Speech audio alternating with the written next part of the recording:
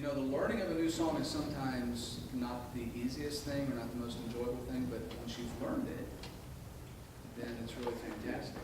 And just think about some of the new songs that we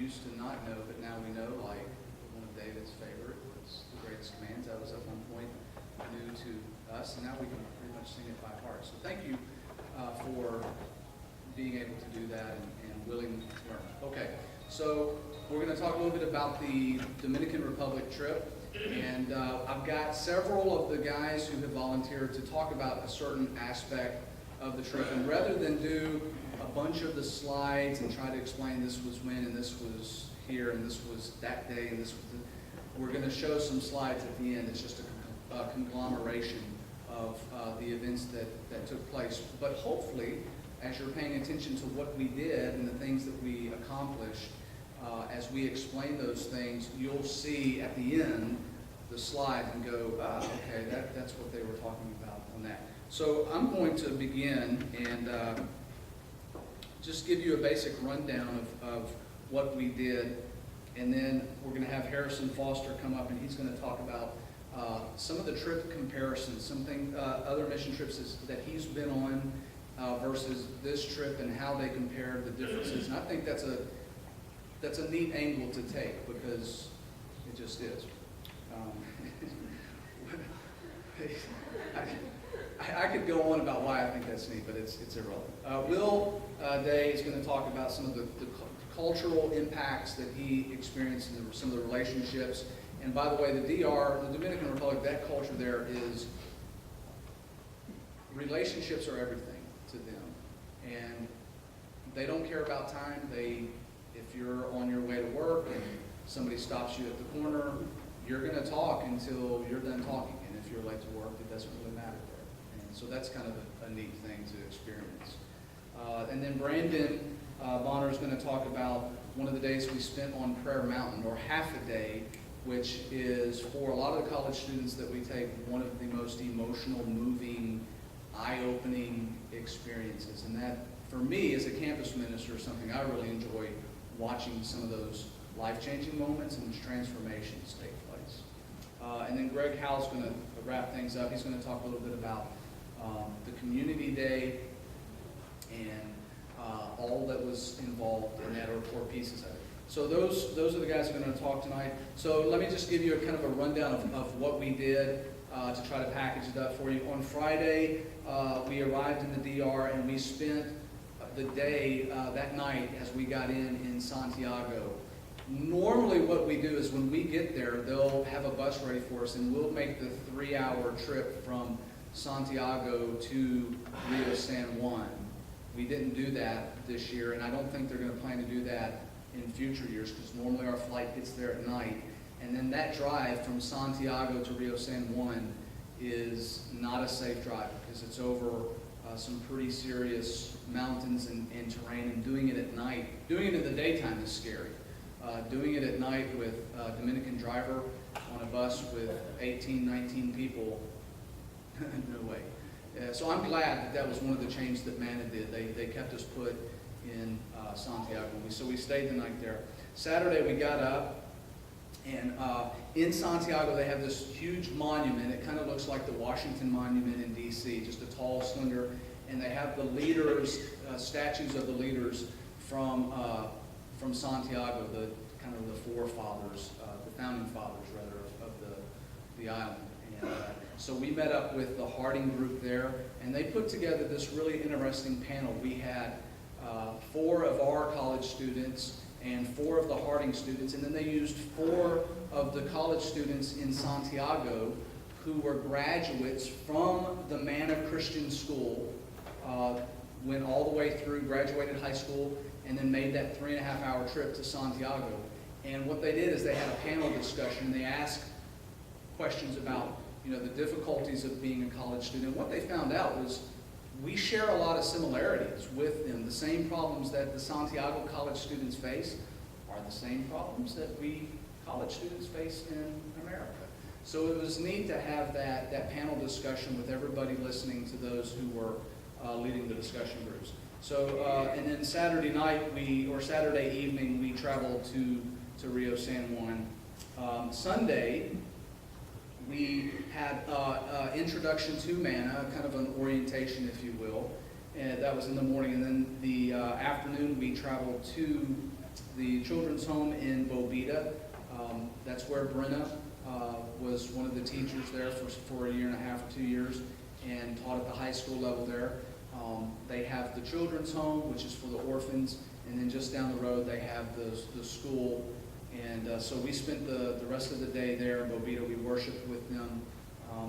Very picturesque area, very lush, mountainous, and so it was a great time to spend the day with these kids, spend the day with the church there, and then we ate dinner with them that night. And after, this is Sunday, and then we drove back to Rio San Juan, about a 45, 50-minute drive, mostly because the roads, if the roads were decent here in America, the trip would be like a 10-minute drive.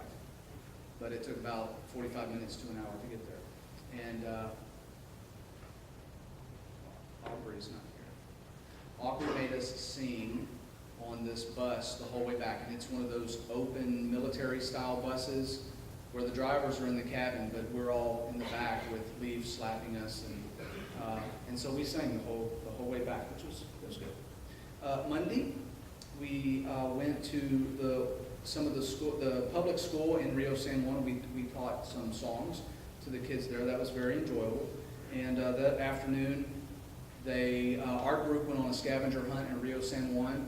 And it's neat how they set this up, because you have a list of items that you have to go find or take pictures of, and it forces our group to interact with the locals. And this can be really funny because we don't speak Spanish and they don't speak English, and we're trying to find out where things are located. And so the interaction is neat to watch that happen. And then later on, we had an activity with the Manna Christian School students. Our college kids interacted for the better part of that afternoon, teaching them some different games and just really connecting with the students there in Rio San Juan. On Tuesday, we had our work project, and we painted at the Christian Center, and we moved debris from the roof, so that took the better part of the day. And then that evening, they had what's called Club Chiquito, which is, again, we're interacting with the community. All these kids come in. That's where we do the VBS. And then that evening, we had the community day. I don't know who started that there, but this was a brilliant thing, because what they do is they take certain student leaders who volunteer and say, we would like to take the American college students into our home and feed them dinner. And these houses, those of you that have been to Nicaragua, you can understand how big of a deal this is for them to bring us in and cook dinner for us, for that many people coming in. It's a pretty big sacrifice on their part. That is such a neat experience to be welcomed in and eat with these families, because you really get to know them. And language suddenly is not so much of a barrier. It's a neat thing to have that opportunity. So that was Tuesday, a busy day. Wednesday, that morning we went to Prayer Mountain. It's a pretty decent hike up this mountain. They take us in that open bus again. They park at the bottom, and then we hike up to the top. We've driven up to the top in years past, but this year they thought it'd be kind of funny to have us hike up this mountain. Caitlin's not here. Caitlin? No? Okay. Some people liked the hike and others did not. And so we did that in the day, and then we had a half day to go to the beach and just relax for a moment, which was very enjoyable. The beaches in the Dominican they are, the pictures don't do them justice. They are beautiful. Not anything like Lake Nicaragua. It is pretty.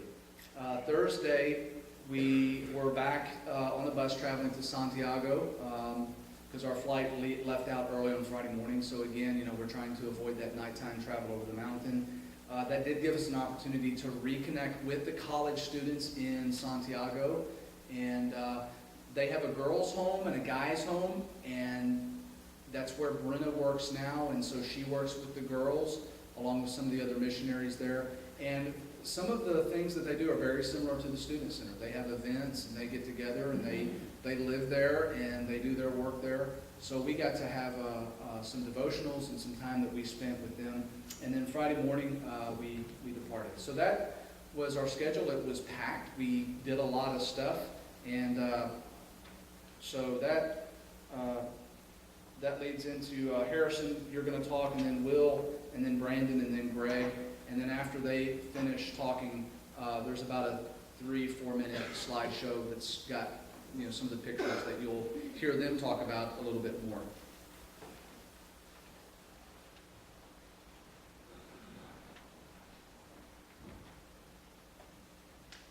So whenever I was talking with Craig about this, he kind of had the idea that we would all speak about something that was the most impactful for us on this trip. And for me, the most impactful thing wasn't necessarily something that we did. It was this idea that really kind of slapped me in the face halfway through the week. And that was kind of what I've taken through the week and what I've brought back with me. A little bit of background. 2 years ago, I was a senior in high school, and my home congregation decided we were going to take our first ever foreign mission trip. We did a gospel meeting in the evening, we door knocked, we held Bible studies. We ended up baptizing between 12 and 15 people. It was, to that point in my life, it was the most rewarding experience I've ever been on. So since that time, I've been so excited. I've been looking for the opportunity to go back overseas to do something like that again. So I was extremely excited to have this opportunity. And then I kind of realized what we were doing, and it wasn't geared so much towards door knocking and putting on a gospel meeting. It was more towards building relationships and spending time with the local people there. And to be honest, I was a little frustrated because I just had this amazing experience where all we were doing was bringing people to Christ, and now we were doing something very different. And it was frustrating for me. And before we left, I told myself, there's absolutely no way that this experience, this trip, will be anywhere near as impactful or as enjoyable as the first one that I did. I had a pretty bad attitude leaving. And then I got there, and I spent the first couple of days, and I started realizing what Manna was doing and started buying into the program that they had, and spent this time to build these relationships, and realized that this trip was a life-changing experience, just in a completely different way. Not better or worse, just completely different. And what I realized was it's such a selling short of God and His power and His might to say that this trip or this experience is not going to be anywhere close as impactful as the first one that I took. Because, that's not really up for me to decide. That's something that God does and works in our lives every single day. And so it just kind of was an eye-opener to me to realize, the second I start doubting God and start doubting the things that He can do is usually the time that He shows up to prove me wrong. And it was a very humbling experience, and it was such a great thing to see there and to bring back with me. And it's really stuck with me, and hope that it continues to stick with me through the next coming weeks and months and years, and for the rest of my life. That'd be good. So that was the biggest thing for me, and that's all I've got. So thank you.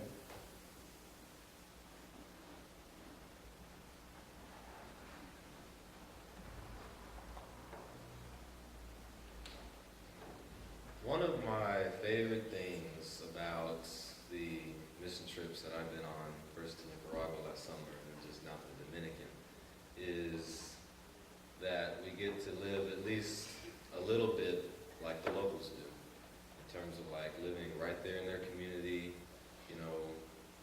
not in a big hotel off somewhere, and air conditioning and all that. We're right there with them, experiencing the heat, mosquitoes. We're doing it all, and looking at the paper when we're going down there and it says that, it's like, why would you want to do that? It's just, you really get a full look at their culture and just how they live, and that really is one of my favorite things about the trips down there. Like, for example, it it seemed like when we were in the Manna Center in Rio San Juan, it seemed like the electricity was out longer than it was on. The time we were there, it seemed like that. And when we would have, at night, when everybody would take showers and stuff, the guys, we had to shower down in the lower part of the building. There was nobody down there at that time of the day. So it was dark and the power was out. So you had to take like 3 flashlights down there and then put them up in the bathroom at different angles. So hopefully if one goes out, the other stay on. You won't be down there in the dark. Which was kind of annoying at first, but then I started to have fun with it. I don't know. And then when we went for the community day, I really enjoyed that so much, going into these people's homes and eating with them, and for me, actually being able to converse with them. Speaking Spanish, 2 years ago, that was just a dream. I never thought I'd be able to do that, and it's really something that has really just had a big impact on me.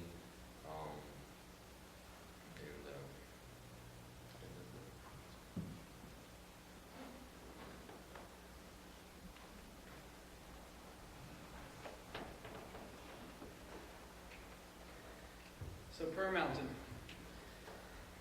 we had about 18, 19 people. About 16 almost died on the way up. You have those couple that were like, get up there and like, wow, this is beautiful. And then the rest were like crawling, trying to see what everyone else was talking about. But what was really amazing to me is I got up there and, you're looking over Rio San Juan and the ocean's off to your right and it's absolutely gorgeous. And I'm up there and we got to just pray. Just completely quiet and we just got to pray. We got to focus on talking to God. And, I'm praying, and the more I prayed, and the more I realized that my prayer life is nowhere it needs to be. And I don't know why it took staring at Rio San Juan and the ocean, but I just realized that how many times do I just take a couple minutes out of my day and just pray? And just think about the Lord, and just thank Him for what He's given us, because, the people down there, they have nothing. I mean, like Will said, they don't have electricity all the time. If the electricity went out here in the States for a couple hours out of the day, the building would burn down, absolutely. So, it's just being thankful for what we have and being able to thank God. It helped me realize that I need to pray way more, and maybe I need to take some time out of my day to just sit there, stop what I'm doing, stop playing on my phone, stop doing schoolwork, just for a couple minutes and pray. And I challenge everyone in here to do the same.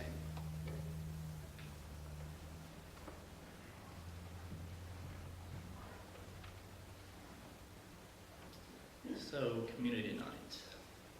The whole week we were challenged like 3 or 4 different people just to slow down. And on this night when we were walking to community night to go eat with families, I did not want to slow down. I was ready to smash on some food. So, I was not feeling it there. But I understood when they told us to slow down. But that was the night when we got there eating with them is when it really hit me. When we got there, they set up the tables and they set up the food and everything for us. And they wouldn't let us help. And they made us sit down first. And it was all about us and not about them. And even the girl's mother that we were with, she prepared the food but didn't eat with us. And she just watched us in case we needed anything. And that just spoke to me, the character that they have to put others first and they don't really care. It's like what Jesus tells us in Matthew 6, not to worry about what you eat or what you're clothed with, because it doesn't really matter. And I'm going to be honest, if we're blessed so much more with more material things than they are, and if one of us was cold, I am positive that they would have given us the shirt off their backs. And like what Craig said, they give us everything, and just for us to give a little time back to them is what means a lot to them.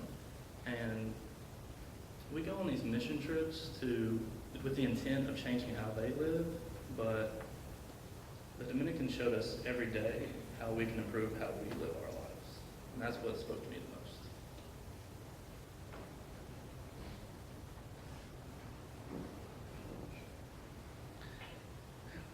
like the direction that this went. I didn't know what they were gonna talk about, but one of the things that I love so much about Manna, and I think why our kids fall in love with the DR is because that program, and you've heard little bits and pieces of this when Brenna has come and she's reported on it. They don't look at a week-long mission trip from college students in America coming to them. They don't look to us to change any major things or to give them some humongous lift. It's kind of the opposite. We're their mission field. And they instill in us so much of the things that we read about: servitude, being a true servant, loving people genuinely. That's part of their culture, that's part of their life. So we get to see that play out in real time. And so those things that we read about in the scriptures are no longer abstract to our students. They get to be part of something extremely special. That's one of the things that I truly enjoy about going to the DR and the impact that it makes.